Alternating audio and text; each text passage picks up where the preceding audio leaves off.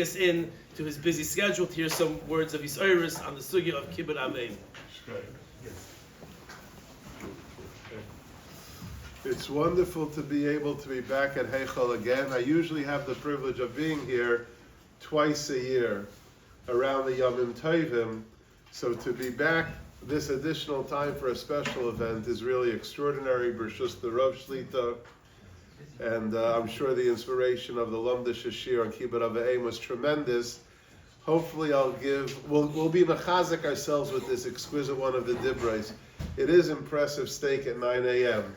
It's mamish a chaticha arui l'schabed, like, wow, that's something pretty amazing. So, but I'm grateful to be back again, to Jonathan, who always, I hope he's not leaving because I'm starting to speak, but it's great to come. This is a topic that I've actually been speaking about over the last 7 or 8 years, very much on behalf of an organization called Project Kibud, literally around the world. In fact, I don't know if you had the privilege of seeing the Chavetz Chaim Heritage Foundation Tisha B'Av video that was this past year, that was dedicated in extraordinary fashion to this exquisite one of the Dibrais, Kibud Aveim. I also want to thank Elchanan, who I just met, and who was the first one to call me. Thank you very much. And it's something that we all have to work on. In fact, I was in Eretz Yisrael a few days ago, and I was there for the yahrzeit of my father's Atzal. And there I had the privilege to speak to a large oilam about this topic. So it's something that we keep speaking about again and again. And I hope that the end of today's talk isn't an end, but it's just the beginning. Now, in the amount of time we have together, we're just going to touch Rashi Prakim. The truth is, and I did do this last year, there was a group that invited me to do it. Every part of it really needs its own shir and segment. You have to talk about parents, about in-laws, about grandparents. Do you live near your parents, very far away? Each of those present different challenges. Are your parents dead or alive? There's a lot to talk about how one honors a parent that's no longer alive. So really, in the 40 or so minutes, we'll just touch some Rashi Prakim, but the truth is what it really deserves is a number of sessions, each one dedicated to the 7 or 8 things that I just said. Let's begin with a psikta that most people aren't aware of. We know there are Aseres Hadibros, and the psikta famously tells us, Nemru Aseres Hadibros, Kineged Asara Mamar Shebehem Nivra Olam. When the Bari Olam created the world, there were 10 Mamoras, Vayomer, Vayomer, Vayomer. Each one of those correspond perfectly to one of the Dibros. Take a look at the Psikta to see all 10. But for today's topic, which one of the Mamoras corresponds to Kabir Esavicha Vesimecha? The Psikta tells us, if you take a look, the 5th of the Dibros comes and corresponds to the Vayomer, Vayomer Elokim, Yehi Ma'ayres Berakia HaShamayim. I created for you 2 luminaries. Those are your parents. Amar HaKadosh Baruch Hu, I quote, I created for you Trei Nahayden, Avicha Ve'imecha. The same way that those 2 luminaries, the sun and the moon, illuminate the world, your father and your mother that I created for you, they were for you. They are to illuminate your world and brighten your life. And then the psikta ends very strongly, Hevei Zahir B'Yakrahim. So be careful. Be very careful to be Mekayim Kasher Tzivcha Hashem, as Hashem commanded us. Be meticulous in our fulfilling of Kabir Esavicha Vesimecha, as the psikta just said. These are our Trei Nahayden, and we have to be so exceedingly and meticulously careful. And that's why I go back now to the way I opened a moment ago, with that as the overall and underwriting theme. So now we have to work. Parents, grandparents, in-laws, unity in the family.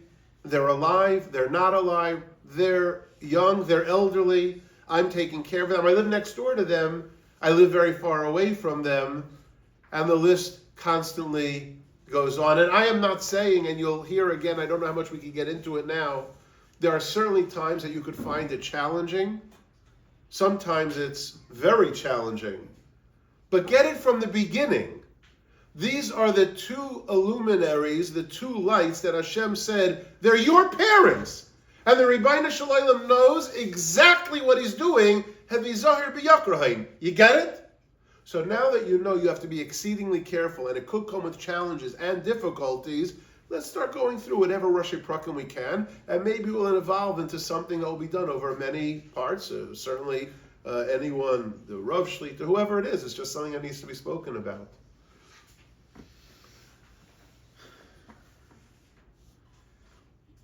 There used to be such a beautiful sensitivity towards this mitzvah. When I was in Eretz Yisrael now, someone shared with me and showed me inside a Maisa with Reb David Soloveitchik, the great son of the Brisker Rav who passed away about 5 years ago at the age of 100. A little bit before he passed away, he told one of his Talmidim he always wondered what he had done to merit Arichas Yomim. As I told you, he passed away at the age of 100. And he told this Talmud, he believes the answer is that after the Milchama, the Brisker Rav came to Eretz Yisrael, his wife had been murdered in Lita. So the Brisker Rav came with his children, without his wife, obviously. And it was Reb Meshulam David, who was the one who lived with the Brisker Rav and lived with him in his room. And he lived with that situation 14 years. And then after, he himself got married, so he moved out to start his own family. And he told this Talmud, in those 14 years, I never, ever, ever once went to sleep before my father, and I never, ever, ever once woke up after my father. I never wanted there to be a moment in those 14 years that my father needed something, and I wasn't available to do what my father, the Brisker Rav, wanted. And he was clear, he was madgish, never once in 14 years, not with the exception, stop the sentence. Never once in 14 years. He always went to sleep after and got up before, making sure that in 14 years, any available moment he was there to be Mekayim, have a Zohir B'Yakra on this exquisite mitzvah of the Aseres Hadibros. Famously, when Reb Shimshon Pincus Zatzal finished what he had worked on for over a decade, his masterpiece on Tefillah, when it was completed, so he told the ones who were distributing it, he gave them an address in Mattisdorf. Panim, he wrote where it was to be delivered. I actually lived on that street for a number of years, so I appreciate the Maisa personally because I know the address and I know where it went. And they asked him, but you live down south. Reb Shimshon Pincus was an Ofakim. Why is it being delivered to that part? And he answered as if it was the most natural thing in the world. I worked on this for over a decade. Shorim B'Tefillah, the masterpiece on Tefillah of Reb Shimshon Pincus. The address that I told him to deliver all those initial boxes to was the address of my parents. I accomplished this because of my parents. You don't think they deserve the nachas? Let the boxes. In fact, when they arrived at that apartment building, one of the Talmidim said, let me take it up and down the steps. He said, no. It's my mitzvah. And he took every one of the boxes himself up the steps into the apartment, down and brought it out. How could it not be that they should have the barimzachkeit and the pride of opening the boxes first, seeing what I dedicated a decade of my life on? It's because of them. It's to their credit. Rabbi said, do we realize it's very simple? You don't have to be a rocket scientist to figure it out. Everything that a person has, every dollar that anything that the Rebbe allows them to have is obviously because of your parents. They brought you into this world. I shouldn't give them the nachas of seeing the Sefer first? It's incredulous. So naturally, they went there. They opened it up. The parents were able to take the bride. And after they opened it up, the boxes were then put back again. And again, he brought them down. He brought them up. He brought them up. He brought them down. And then they were resent and repackaged and brought to him down south. to be sold, but it shouldn't go to a parent first? Somebody once came to the Brisker Rav and asked the Brisker Rav, he lived in Yerushalayim, and his parent, his father, lived in Tel Aviv, and the father wanted him to come often, but to take the train or whatever was available at that time, I assume the bus, was quite costly.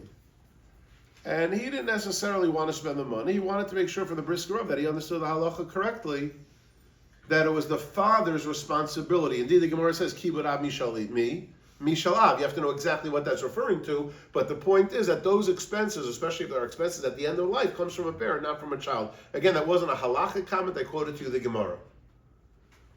And the father wanted him to visit often.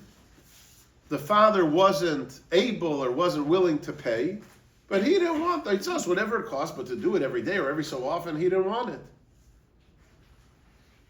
And so he came to the Brisker Rav wanting to make sure that he was correct, that he wasn't mechuyev to lay out the money. It's a father's responsibility. If a father didn't want it, that he didn't have to go. So he wanted to make sure halachically he was right, that it's a father's responsibility and he's off the hook. So he asked the Brisker Rav, and the Brisker Rav said, you understood the halacha correctly, you are right. And then the fellow went ahead and he turned to leave, and as he got to the door, he heard the Brisker Rav call out those chilling words and said to him, start walking.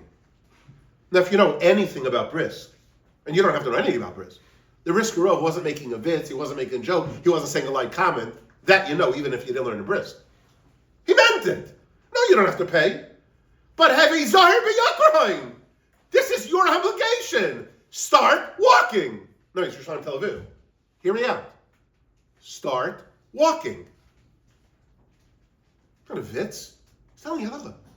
Honor your parents. Start walking. You have a mice with the Shimshon Pincus. You have a mice with the David Soloveitchik. You have a mice with the Brisker Rav.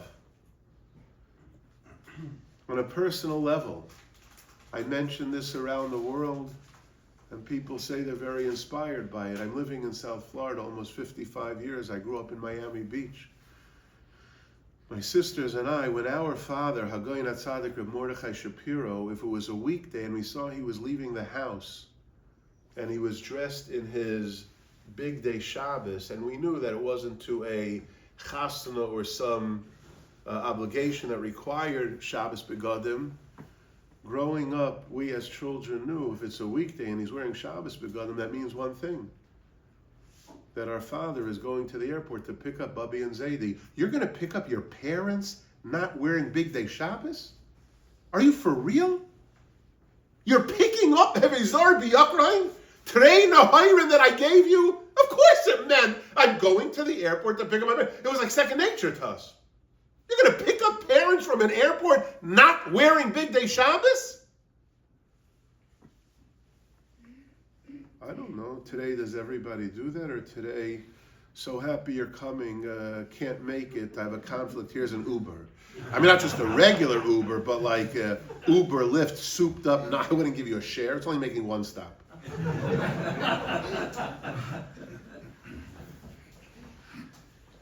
And I don't mean that you're genuinely busy with many obligations and it's a sincere reason that you can't.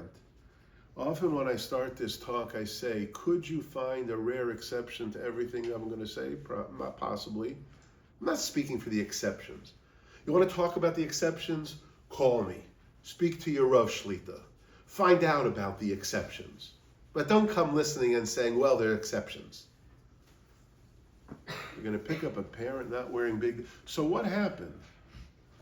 What happened to the exquisiteness of Kibud of Ephraim that some of us should do better? And I'm sorry to say, especially because it's being recorded, but other of us are mamish clueless.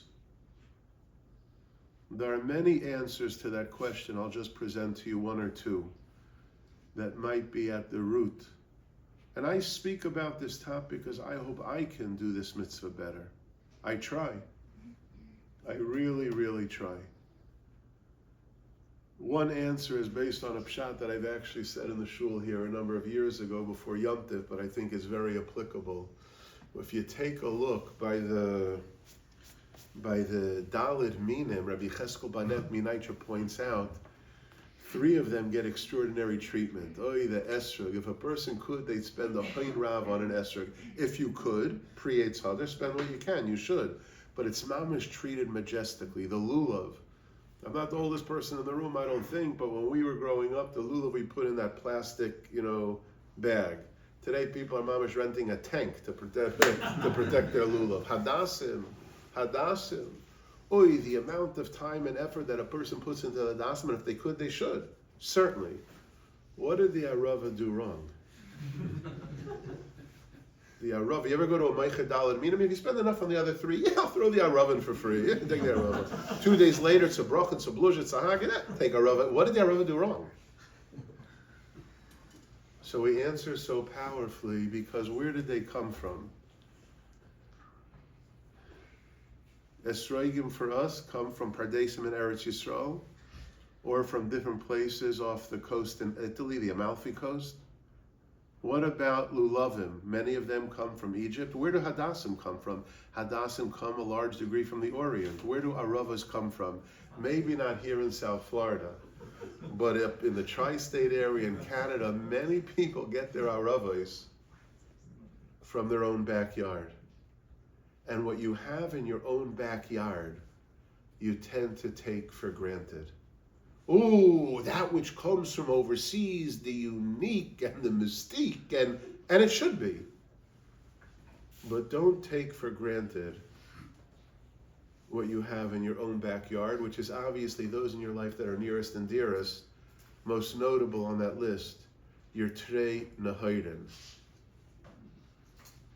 Hevei Zahir B'Yakrahim. These are your parents, and the Rebbeinu Shalom knows exactly why these parents were chosen for you. Don't suffer from the Arava syndrome. You take it for granted. I'll tell you why. Because if you take a look at the Gemara in Sukkah, the Gemara in Sukkah says that when Yom Tov comes to an end, and the Kaihanim for the final time are circling the Mizbeach, they put down the Esrog, they put down the Lulav, they put down the Hadassim. The only thing that they circle the Mizbeach with that final time, Zok the Gemara, is the Arava. Because at the end of the day, when you don't have the Esrog, when you don't have the Lulav, when you don't have the Dasim, all you have in your life is the Arava. Your parents, your family, those that are nearest and dearest. Hevei Zohir B'Yakrahim. Be meticulous and exceedingly careful and make it work. Let's try to bring back the beauty and exquisiteness that apparently the previous generation understood so well. But don't suffer from the Arava syndrome, that you Chalila take anyone, certainly not your parents, for granted. I'd like to read to you.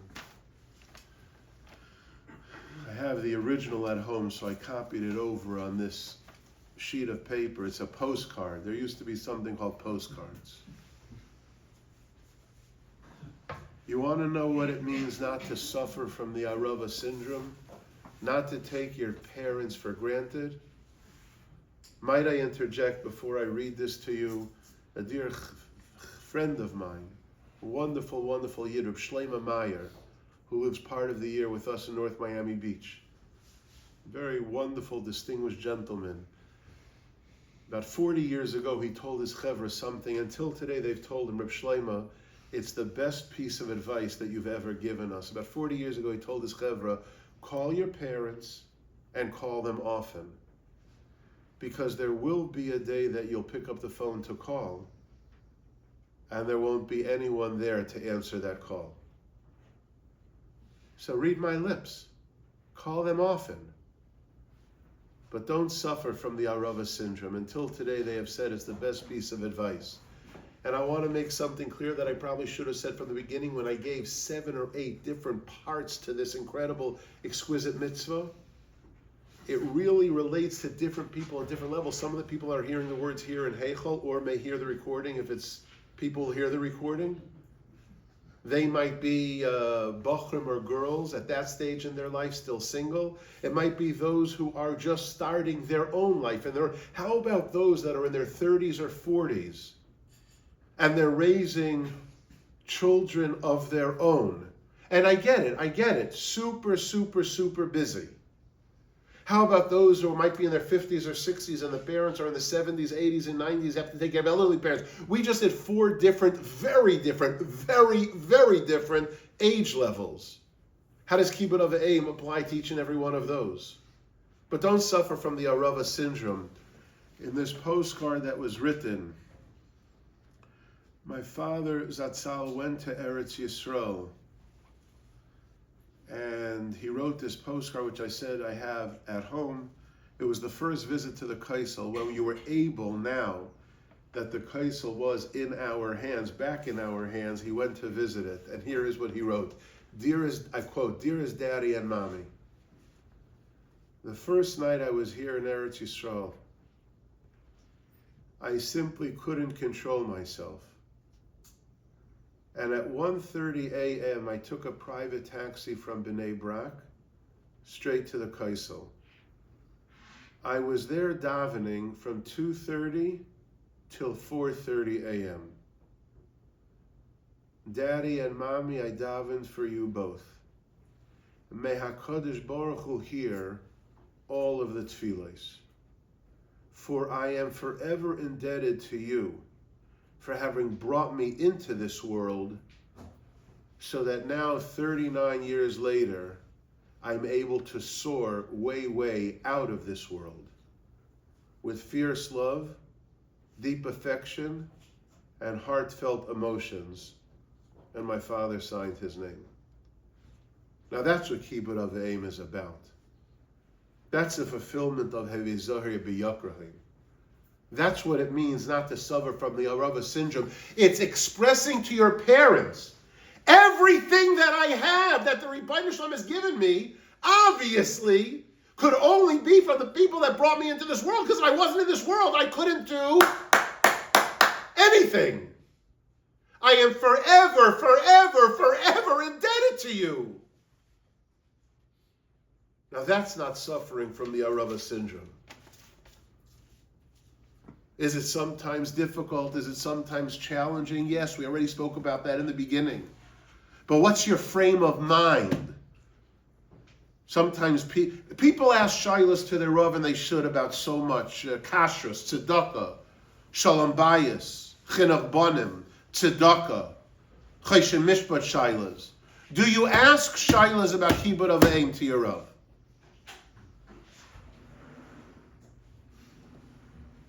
Something we could learn every day. There's such an incredible proliferation of choshev asvarim. Sai in Hebrew, sai in English. I mentioned, but in English, a classic on Kibud of Ephraim by Rebbetzin Samet, well known. A classic on Kibud of Ephraim by Rabbi Wallerstein Zatzal. And Yehuda ben Chaim L'Chaim, Rabbi Finkelman, they co-authored it together. But learn it. Like I said when I started, don't let today be an end. Great, Walden. Let it be a beginning. There's got to be something higher in our Kibud of Ephraim. Everything that we have, it's difficult, it's challenging. So when you go and you ask a Shiloh, what's your frame of mind? You want to end or you want to mend? No, the relationship. No. End? Mend! Work to make, that's novel. Work to make it work. I want to mend, not end. So you go and ask a shayla from somebody. Make sure you're asking it from the right person. And learn the tools, the art, the way. Help yourself develop the skills to mend, not end. Work to make it work. Perhaps something else that's at the root of why we don't do the mitzvah as well as we should. And I know for sure this is something I've said in Heichel in the past, but when you're zeicha to speak twice a year for a bunch of years, that's going to happen. But if you take something out from this morning's words, hear what I'm about to say well. I'll mention that which we already said in the past. It happened about 12 or 13 years ago on an Erev Shabbos. I was invited to Philadelphia for Shabbos, so I made sure Friday morning to take a flight that started, in a very responsible way, because Erev Shabbos you want to land early, and that's what I did. Now it's important to know that for this flight I was sitting in the first row, 1D as in David. So if you would be in the first seat that I sat in, and you're now facing forward, that means diagonally in front of you, right where you're sitting, is the flight attendant. Obviously she's in her jump seat up and down making the announcements. Half an hour before landing,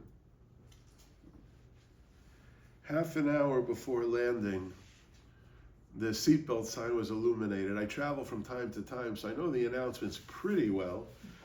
She went ahead and sitting in her jump seat, she took the microphone and she started to say, "Ladies and gentlemen, as you could see, the fasten seatbelt sign has been illuminated. So please make sure that your seatbelt is flat and tight across your lap. Make sure that your seat is in an upright position. Make sure your tray table is stowed away and luggage is stored as things may have shifted in flight as we begin our initial descent into." And then she was silent. And she puts it behind her back and she says, "Psst, where are we headed again?" I said, "Philadelphia?" She finished the announcements, she shut it off, and she came over to me and she said, "Rabbi," which I guess was a stunning observation on her brilliant. He says, "Rabbi, thank you so much for reminding me. Sometimes I travel and I'm so busy, I don't remember where I'm headed." So I chuckled, and within a few seconds, I got very emotional. Sometimes you can learn from a flight attendant 35,000 feet in the air. Don't be so busy.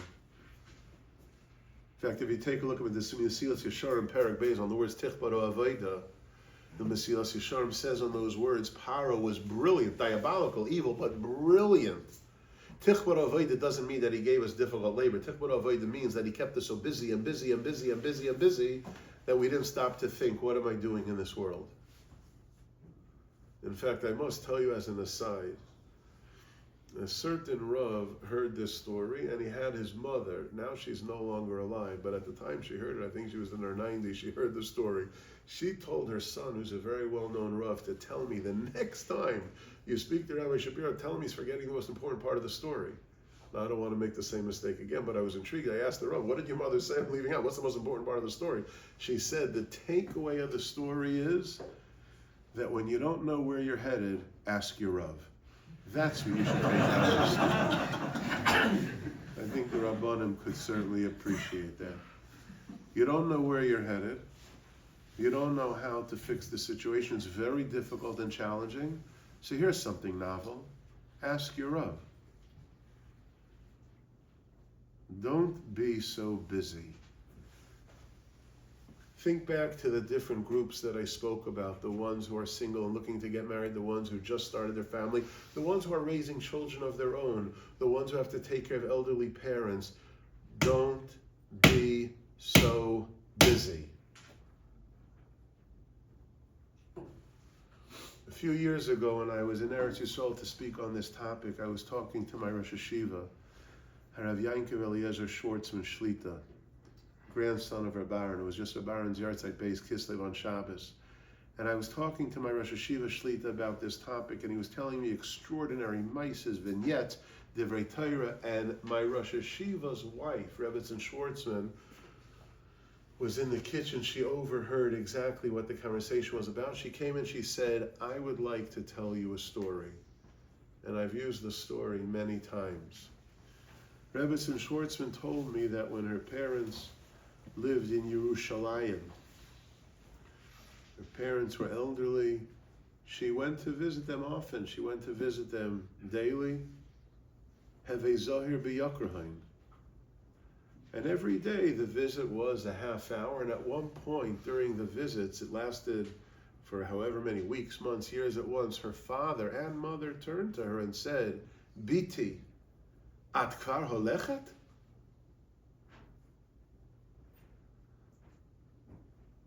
So she understood that her father wanted a longer visit.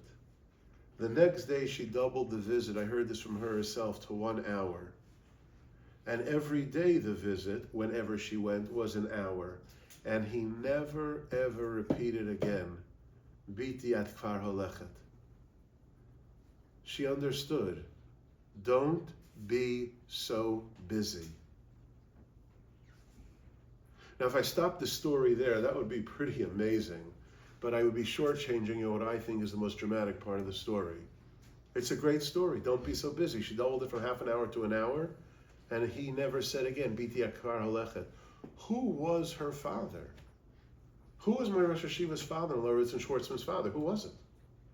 He was one of the greatest Bali Musar personalities of the previous generation who passed away a number of years ago. I'm sure by now you know her father was none other than the Alei Shur, Reb Shlomo Wolbe. Reb Shlomo Wolbe!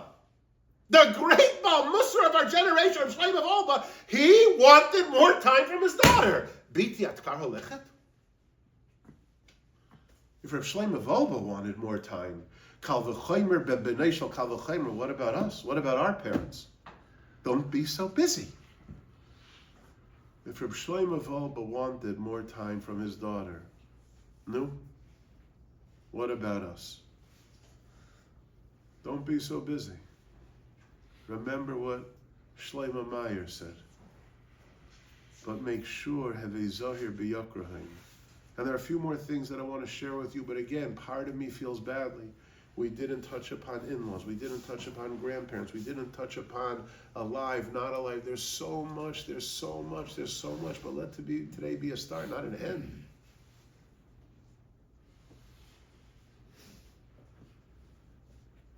For 1 minute, since I just addressed it, my Rav and Paisik, Rav Wenger Shlita from Montreal, shared with me this story recently. And I feel it's a mitzvah lefarsein. So I hope you're hearing me well. The great Rav Neuwirth of Shmir Shabbos Kilchas Ephraim, he was visited in Eretz Yisrael by one of his Talmidim. And in the middle of the visit from a Talmud, the phone rang, and he took the call. He stayed on the phone quite some time, a lengthy amount of time. And when he came back, Rav Neuwirth understood that his Talmud was wondering, who was it? What was so important? He didn't, of course, complain, but you were away for quite a while. He sensed right away that his Talmud was wondering why he kept him waiting so long. He wasn't apologetic, but he explained. He said, that was my brother from overseas. Our parents are no longer alive. The greatest way a person could be Mekayim, Kibud of aim, he explained, I stay on the phone for as long as I can with my sibling because that's the fulfillment of Kabed Esavicha Vesimecha. The parents are no longer alive. When I speak to my brother, I unite with my brother. When I talk to him and I get along with him, I'm being Mekayim Kabed Esavicha Vesimecha. And that's why I stayed on as long as I possibly could. And I was so shaken when my Rav Shlita told me this story. I remember that I wanted to say it for the CCHF Tisha B'Av video. I asked my Rav, does that mean the following? And I said it, and he said it certainly does. And that's why I quote it so strongly. There isn't anything more that a parent wants, whether the parent is dead or you're zeicha to have the parent. There isn't anything that parent wants more in Kibud of aim than to know the children get along. There's unity in the family. You get along with siblings, you stay on the phone longer, there's cohesiveness and unity. Work at it, whether your parents are alive or not. It's the greatest way to be Mekayim Kabed Esavicha Vesimecha. Maybe that's why I just want to be Meisif. When a person leaves the grave of a parent, they put on a stone, an Even. Because Even, Aleph Beis Nun, stands for Av Ben Neched, father, son, grandson, or Ein Bas Nechda, mother, daughter, granddaughter. Put a stone on the kever to tell the parent there is cohesiveness in the family. But don't be too busy. Don't suffer from the Arava syndrome. Make sure you call often. Don't get by with a 5-minute text before Lichtbench and Shabbat Shalom, bye out, see you next week. That's despicable. Despicable. You call. You share things in your life that are taking place that are allowed to be shared. You send pictures. You give them nachas from the Einiklach. If they're too busy, they'll let you know. Rabbi Yeshua Heschel, who is such a pioneer and powerhouse in speaking about this topic years ago, an elderly woman wrote him a letter that she doesn't know what to do. She goes to her children, but when she's there and she sits at the table, she feels like the proverbial fifth wheel. And in elegant fashion, he answered, "You are the fifth wheel. You are the steering wheel."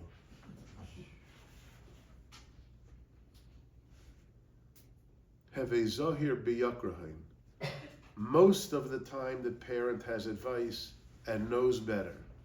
But even if it's a situation where you think you know better, but the validation, the recognition, the acknowledgement, the love, I'm still needed.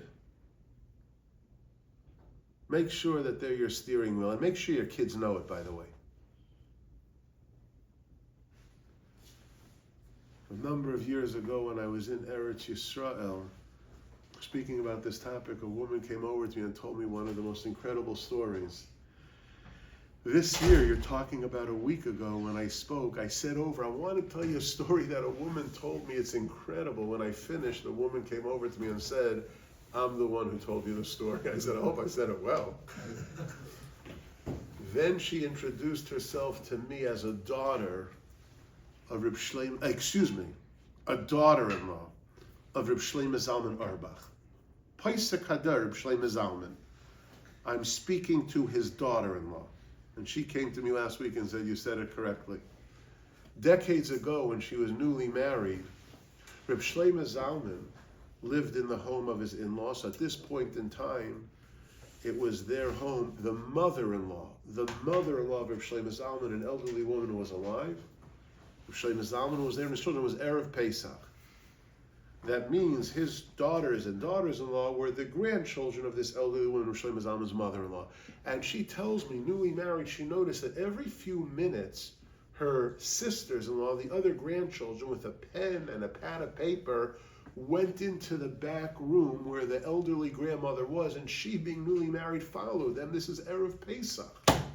And on one trip, they said, "Bubby, remind us again, what is the exact recipe of your famous potato kugel?"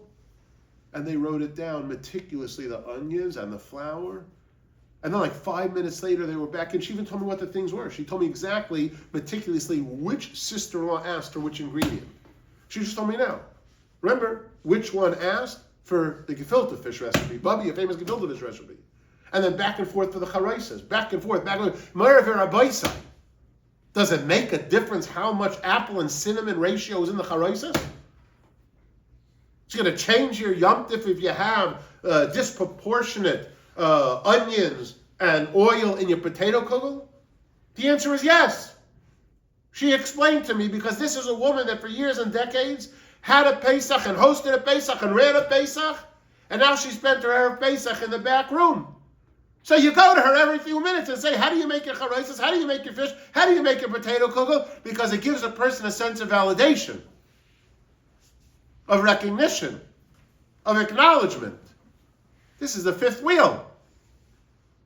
I repeated it, and after I spoke, she came over to me and said, "You said it over exactly the way it happened." She actually added, "I left out the fish." She told me which sister-in-law was the one that asked about the fish. Don't be so busy. Don't suffer from the Arava syndrome. And yeah, treat them as the fifth wheel, the steering wheel. If we're zeicha to start asking questions and to work to make it work and to mend and not to end and to try to show a unity and a cohesiveness, as I said clearly, without ambiguity, the greatest way to do Kibud of aim, there's nothing a parent wants more than to see the unity and cohesiveness of a child. I want to conclude with one vart and one maisa. But I hope that today, Taka, was a beginning where everybody, whether your parents are alive, not alive, on whichever age level you find yourself, Wherever you find yourself living, close or far from the parent, I beg you to remember these words. The Bari Olam said, I gave you Trei Nahoiden, Heve Zahir Biyakrahin. Be meticulous in your Kibud of aim. Get it? There's a Rabbeinu Bachai, you're welcome to look it up yourself inside, where the Rabbeinu Bachai speaks about Kabir es Avicha v'Simecha, Leman Yarichon Yamecha. And the Rabbeinu Bachai wonders that the person is rewarded Mida Keneged Mida, measure for measure. How is fulfilling Kibud of aim, the reward is Leman Yarichon Yamecha? How is Leman Yarichon Yamecha a reward for Kibud of aim? You know what the Rabbeinu Bachai explains? Sometimes Kibud of aim takes a lot longer than you anticipate. I'll interject some examples that may be very practical to us. You have to take your elderly parent to the doctor, and guess what? It's 4 o'clock and it's on 95 in the afternoon. Have I said enough for South Floridian? So the 20-minute drive to the doctor now took you 3.5 hours. Been there, done that, you know that. You're going to New York to visit your elderly parent. I don't want to say the name of any particular airline, but the flight gets canceled 3 times, and a trip that should have taken you half a night took you 2.5 days. So sometimes the mitzvah frustratingly takes a lot longer than you anticipated. Zok the Rabbeinu Bachya, all of the time that you spend on that exquisite mitzvah, the one of the Dibros, is added to however long you were supposed to live. Now I want to make that clear so you hear the words coming out of my mouth. Not, it was in the original cheshbon. If a person was going to live to the age of 72, but in those 72 years, he spent, calculated together, 2 years and 4 months fulfilling the mitzvah, there's now a new gezerah. And instead of living to the age of 72, he now earned himself to live to the age of 74 and 4 months. It's added. Says the Rabbeinu Bachai, because all the time that I gave you examples, you're sitting in traffic, it's taking so much longer. The flight got canceled. It should have been an 8-minute call, and it's an 1.5-hour call. And the time, Leman Yarichon Yamecha, it's added to whatever your original life amount was supposed to be. Now there's a new cheshbon. It's added. Leman Yarichon, Azei Zok the Rabbeinu Bachai.